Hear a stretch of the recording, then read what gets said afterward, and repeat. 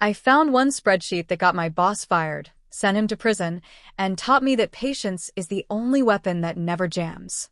But I didn't start as someone who kept weapons. I started as someone who kept calendars. Color-coded, synchronized, backed up to 3 locations.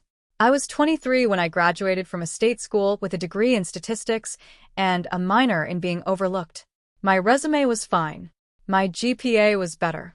My interview suit was navy, purchased on sale at Macy's during a January clearance, and I wore it to 17 interviews before Meridian Data Solutions called me back. The hiring manager was a woman named Gloria, who had worked her way up from data entry in the 90s and still carried the reflex of distrusting anyone who hadn't. She asked me about Excel. I told her about pivot tables, about VLOOKUP, about the macro I had written to automate my thesis analysis. She didn't smile, but she made a note. "We need someone who notices things," she said. "Not just the numbers. The patterns. The things that don't belong." I started 3 weeks later. Junior data analyst, $52,000 a year, cubicle on the 4th floor near the elevator that squeaked. I was the only woman in a pod of 6. My manager was a man named Ted, who retired 6 months after I arrived, which was how Derek Hartley became my problem. I remember the day I met him. January 15th, a Tuesday, the kind of gray morning where the fluorescent lights don't fully compensate. He gathered our pod for a stand-up, though we all sat, and he told us about his vision.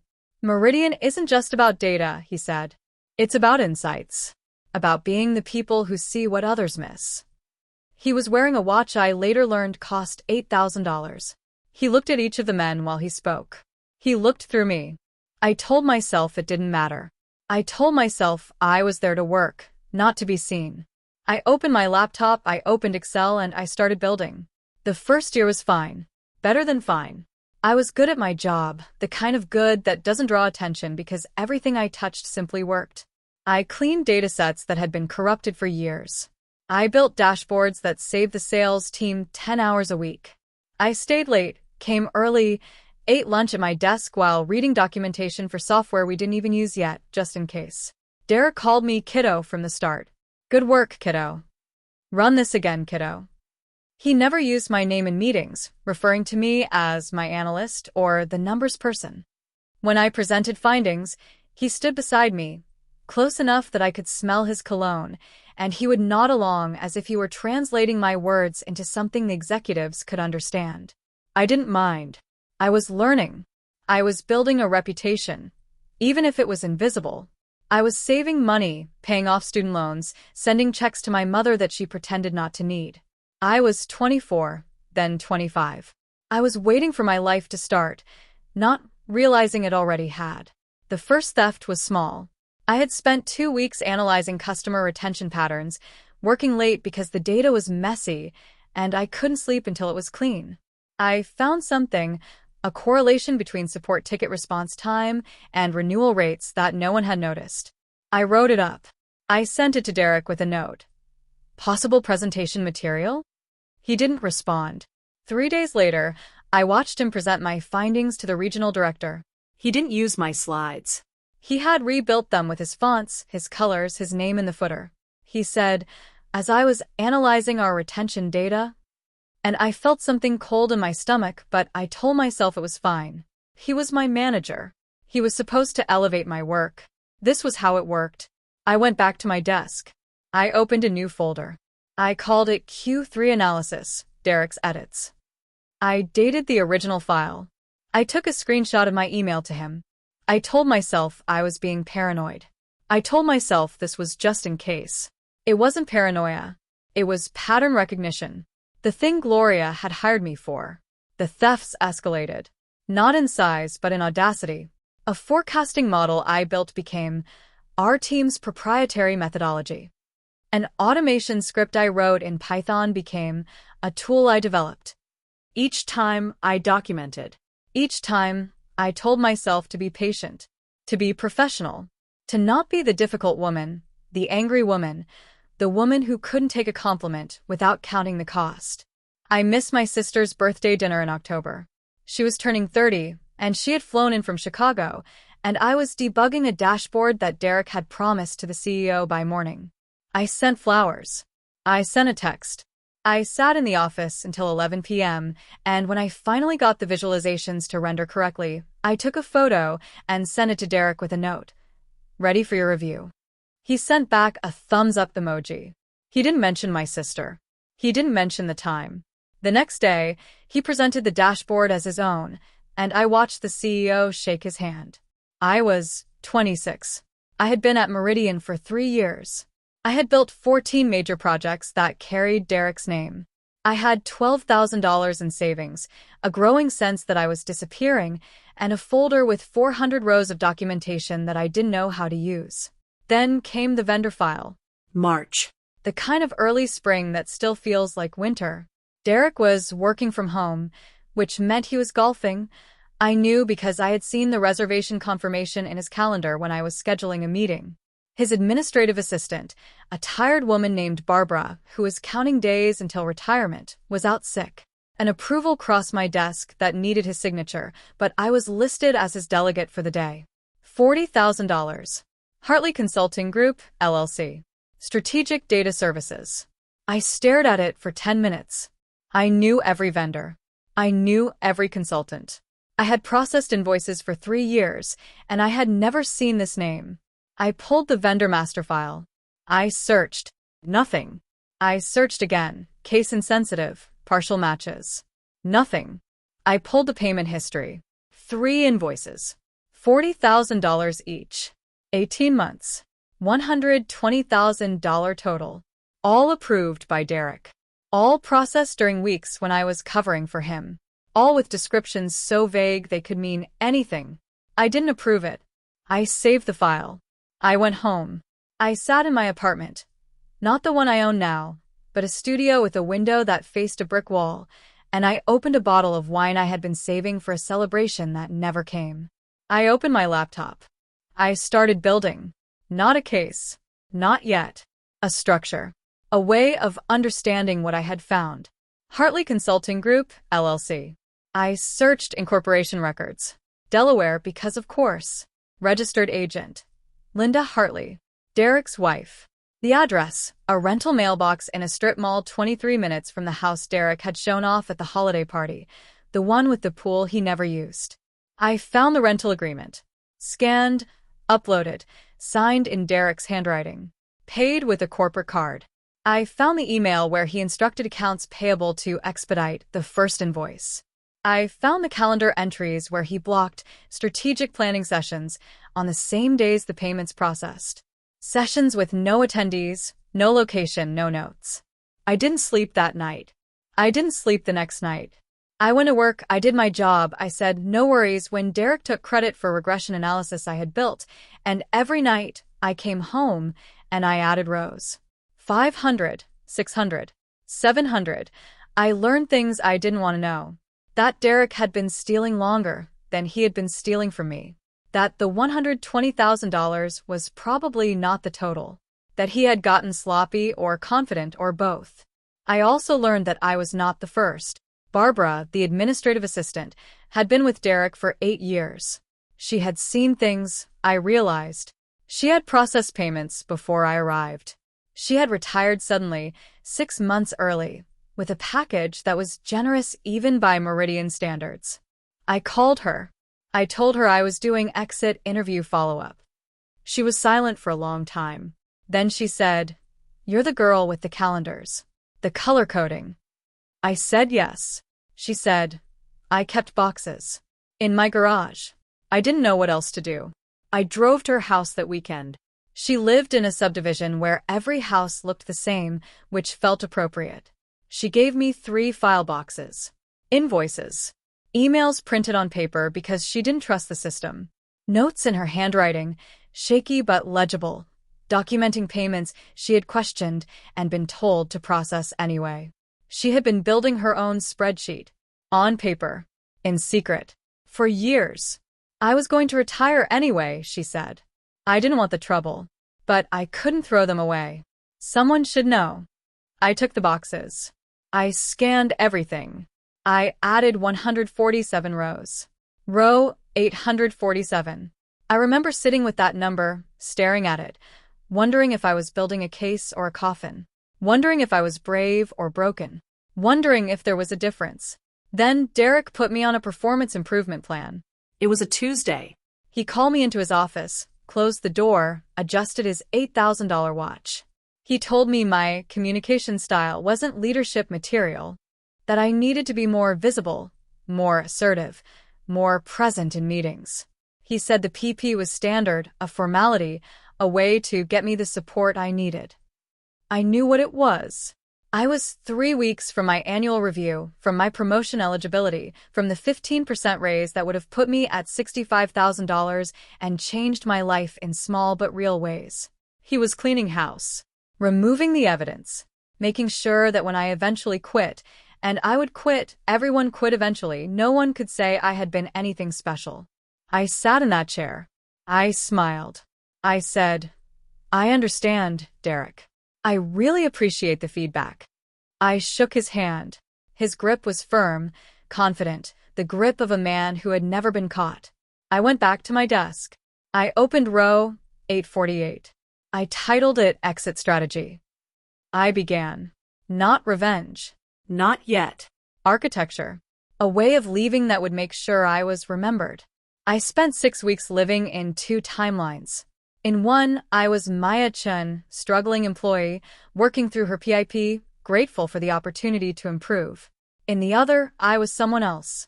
Someone patient. Someone inevitable. Someone who had 847 rows of proof and the knowledge of how to use it. I started wearing headphones. Not for music, for the isolation they signaled. I wanted people to get used to not disturbing me. I wanted Derek to think I was checked out, defeated, not a threat. Meanwhile, I was organizing, cross-referencing, building a narrative so tight, so documented, so undeniable that it would survive any scrutiny. I found the email where Derek discussed the PIP with HR. He called me not a team player.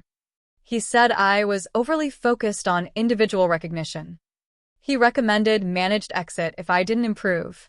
He sent it 2 days before he delivered the news to me. While I was still building his dashboards, still saying no worries, still documenting everything. I found the calendar invite for his client lunch on the day of the 3rd Hartley Consulting payment. I found the golf course reservation. I found the photo he posted on Instagram, private but not private enough, of him and his wife at a restaurant that cost more than my monthly rent. I found the timestamp, 2:47 p.m. The payment was approved at 3:15 p.m., remotely from his phone. I built a timeline. I built a map. I built a case that showed not just what he had done, but who he was. A man who stole from his employer while his employee worked through lunch. A man who destroyed careers while he destroyed the evidence. A man who thought he was smart because he had never met anyone patient enough to prove otherwise. Then I made my first move. It was a Thursday. Derek was running late from another client lunch. I was scheduled for a routine screen share with Patricia Voss, the Senior VP of Analytics, to walk through a minor database migration. Boring stuff. The kind of call where executives check their email. I shared my screen. I opened the wrong folder. "Oh," I said, letting my voice crack just slightly, just enough to sound human. That's not. 1 second, Patricia." But she had seen it. The folder name, Q3 Analysis, Derek's Edits. The dated subfolders. The comparison documents. The evidence of 2 years of theft, laid out like a museum exhibit. She didn't speak for a long moment. Then, "Maya, don't close that." So, I didn't. I sat in my studio apartment that night, the one with the brick wall window, and I waited for the call. It came at 9:47 p.m. "Patricia, personal number. I need you to come in tomorrow. Early. Before Derek arrives." I was there at 7:15. She was already in the conference room, coffee steaming, eyes sharp. She didn't ask how I was. She asked what else I had. I showed her. Not everything. Not yet. Enough to show the pattern. The Q3 churn model. The automation script. The forecasting methodology. All my work, all his name. All documented with timestamps and email trails and the quiet precision of someone who had been trained to notice what didn't belong. She asked why I hadn't reported it sooner. I told her the truth. I was trying to be a team player. I was told I wasn't leadership material. I was trying to improve. She made a sound, not quite a laugh. And the vendor payments? I paused. I had not shown her the vendor payments. I had not mentioned Hartley Consulting. I looked at her, really looked, and I saw something I recognized. The exhaustion of being the only woman in the room. The cost of visibility. The weight of having to be twice as good to be considered half as capable. I know about those too, I said. But that's not why I'm here. I'm here because I built something and he took it, and I want it acknowledged. The rest is up to you. She studied me for a long moment. Then she nodded. Send me everything. And Maya? Thank you for being patient. I sent it. Not the vendor file. Not yet. That stayed in my personal cloud, encrypted, my insurance policy, my ace. I sent enough to start a fire. I waited to see who would burn. Derek was called into an emergency meeting the next day. For hours. I timed it. I also noted who arrived. Patricia, legal, someone from compliance whose badge I couldn't read. Derek didn't come back to his desk. He didn't come back the next day. His office sat empty, his gelled hair nowhere, his expensive watches not catching the light. I was summoned 3 days later. The executive floor. The good coffee. Patricia, Diane from HR, a man named Richard who introduced himself as Associate General Counsel. They offered me water. I declined. They told me Derek was on administrative leave. They told me my documentation was invaluable. They told me they wanted to discuss my future. Diane opened a folder. 6 weeks of severance. Benefits through the quarter. A neutral reference. Given the disruption. I smiled. Can I have 24 hours? I went home. I opened the Hartley Consulting spreadsheet. Row 847. I drafted an email to Richard, Associate General Counsel, not Patricia, not HR. I attached 3 documents. Enough to show I had the rest. Enough to show I knew the difference between a termination and a prosecution. I sent it at 6:47 a.m. The meeting was at 10 o'clock. Just me. Richard looked like he hadn't slept. He brought me to a room with forensic accounting, with employee relations, with printed copies of my spreadsheets on the table. I walked them through 847 rows in 12 minutes. The pattern, the escalation, the $120,000, the incorporation documents, the mailbox rental, the golf course reservations, the Instagram photos, the timeline that showed not just theft, but intent, not just fraud, but stupidity, the sheer, beautiful, documented stupidity of leaving a paper trail in your own name. Richard stopped me at row 400. You found this yourself?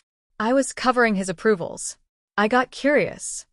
And you didn't report it immediately? I let the silence stretch. I was on a performance improvement plan. I was trying to be a team player. We negotiated for 6 hours. I got my promotion retroactive. I got my 15% raise as a lump sum. I got 6 months of severance, not 6 weeks. I got benefits through next year. I got a mutual separation agreement with no admission of wrongdoing, but with language that made clear I had resigned voluntarily to pursue other opportunities. I got Derek's job offered in writing, which I declined, which they documented. I got $43,000 wired to my account before I left the building. I walked out with my navy blazer folded over my arm. I stood on the sidewalk. I looked up at the windows where I had spent 3 years being invisible. I thought about row 847. I thought about Barbara's boxes. I thought about Derek, somewhere, explaining to his wife why the credit cards weren't working. My phone buzzed. Patricia, personal account. The offer stands if you change your mind. I deleted it. I walked to the subway. I didn't look back. But I had left something behind. A copy of my summary, emailed to Derek's new administrative assistant. The young one who reminded me of myself. Background reading. I had called it. Keep it somewhere safe. 2 months later, she found another $80,000. Payments I had missed. A network I hadn't seen. She got promoted. She thanked me. I was sitting in my new apartment when I read her message. The apartment I bought with the down payment for my settlement. The apartment with the office that faced east, where the morning light turned my monitor into a mirror. I wrote back, "You're going to be dangerous." Good. I thought that was the end. I built my consulting business. I helped companies find what their employees were hiding. I was patient. I was color-coded. I was inevitable. Then Derek tried to get even. It started with LinkedIn. A profile view at 2:47 a.m. Then another. Then 17 more over 3 weeks. I screenshot each one. Old habits. Then the email. Not to me. To my client. Elena, CFO, sharp and skeptical. Derek had found me. He had waited. He had crafted a message calling me disgruntled, fabricating, terminated for cause. He attached my separation agreement, redacted, weaponized. I drove to Elena's office. I told her everything. The real story. The 847 rows. The $120,000. The PAP that was retaliation, the settlement that was hush money, the job I declined because I knew my worth. She saw what I had seen. The timestamp. 2:47 a.m. The pattern. He wasn't destroying my reputation. He was baiting me. Trying to make me violate the agreement first. To say something he could sue me for. I went home. I opened row 848. I called the administrative assistant I had mentored. I asked if anyone was still looking at Derek's old accounts. She found it. A Gmail account, synced to his work laptop, backing up everything, including the emails to his lawyer, including the one where he wrote, "If they find the Hartley Consulting connection, I'll claim Maya set it up. I'll ruin her before she ruins me." Written March 15th, 2 weeks before my PIP. He had been planning to destroy me before I knew I was a threat. I sent it to Patricia. Not for me. For whoever he would target next. She called in an hour. The criminal investigation had stalled. No intent. Probation. Restitution. No prison. "I have the original," I said. "With metadata. With chain of custody. Everything." "Will you testify?" I thought about my business. My apartment. My morning light. I thought about seeing him again. About being cross-examined. About never being invisible. "I will," I said. "On one condition. When you announce the conviction, you mention the documentation. You mention row 847. You mention that patience is power." She laughed. "You want credit?" "I want every analyst who color codes their calendar to know that it matters." The trial took 8 months. I testified for 3 days. The defense attorney called me obsessed. He waved my spreadsheet on poster board, 847 rows, and asked if this looked like the work of a reasonable employee or a woman with a grudge. I answered every question. I explained the color coding, the timestamps, the pattern recognition Gloria had hired me for. I explained that I hadn't wanted any of this. I had wanted to do my job. I had wanted to be seen. The jury deliberated 4 hours. Guilty on all counts. Embezzlement. Fraud. Attempted witness tampering. 18 months. Restitution. The house sold. The wife divorced. The legend born. I was in the back row. My navy blazer folded over my arm. Derek turned around. He found my eyes. He looked confused. He looked like a man who still didn't understand what he had done wrong. I didn't smile. I didn't nod. I just looked back, steady and color-coded and inevitable, until he turned away. The press release mentioned diligent internal documentation. It didn't mention my name. Patricia had kept her promise in her own way. She had made me a ghost story. The analyst who was never seen until it was too late. I kept the clipping in my desk drawer. I kept row 848 in my cloud, encrypted, waiting. I kept my habits, the color coding, the timestamps, the patience. And sometimes late at night, when I can't sleep, I open a new spreadsheet. I name it State of the Ring, or Exit Strategy 2, or simply Just in Case. I start at row 1. I build something beautiful and terrible, not because I need it, but because I can. Because I was never quiet. Because I was never invisible. Because I am and will always be the person who waits. The person who documents. The person who wins.